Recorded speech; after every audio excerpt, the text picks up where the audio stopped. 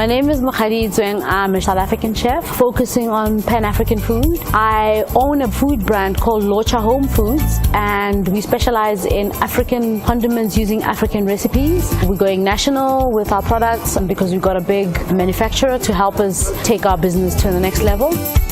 Kitoko Kitchen is a fusion of Zambian and Congolese food. I'm originally from Zambia. I'm originally from Congo. We are neighbor countries, but I didn't realize that so many foods that I grew up eating, he also grew up eating.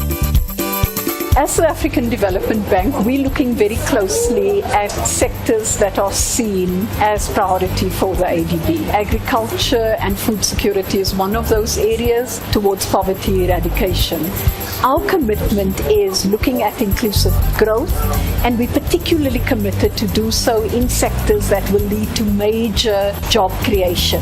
It's invaluable for me to be here today to hear what the African Development Bank, what their goals are. I'm working for African Children Feeding Scheme. It's a non-governmental organization. Every day we feed children.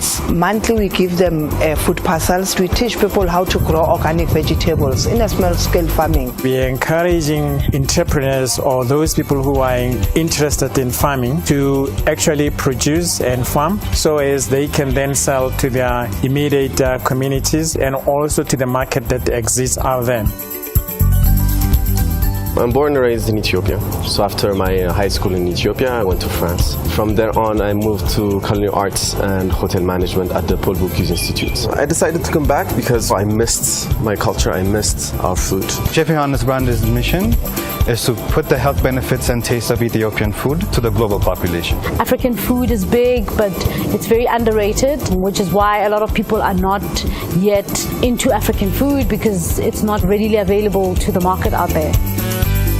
What we're trying to achieve here is what are the challenges and obstacles that can be overcome through such a forum.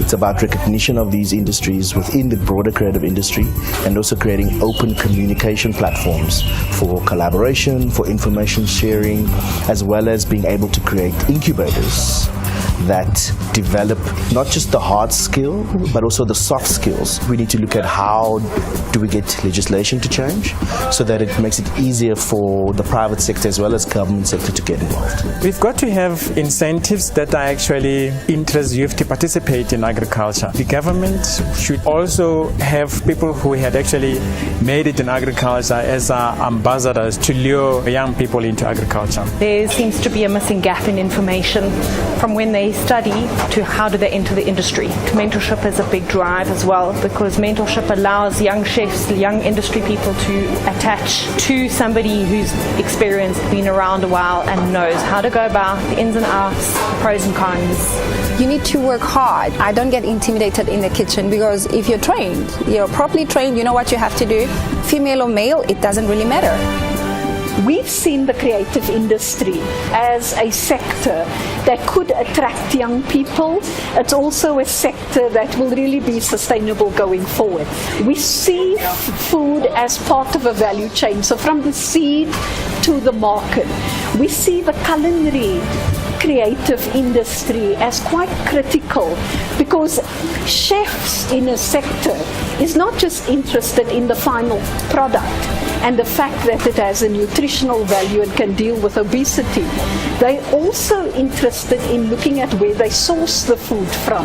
They're looking at the sustainability to provide food. They're looking at business opportunities. The bank is trying to open a door in a sector that fits squarely into the Feed Africa agenda. Food is the core and everybody needs to consume food on a daily basis. It's a basic necessity, but it's how do we bridge this gap and this disjunction between young people, female, those at the bottom of the pyramid in terms of catering or smaller businesses with the larger food processing companies. Before we came here, we didn't really know much about being your own employer and be my own boss, start up my own thing, create employment myself. I didn't know anything about agriculture. Take chances. You cannot build on success if ever you're going to fear. The potential of African cuisine is still untouched. Our food is amazing, so diverse. I mean, Africa has got so many cultures. African food is making its global stage appearance, and I think it's going to be big.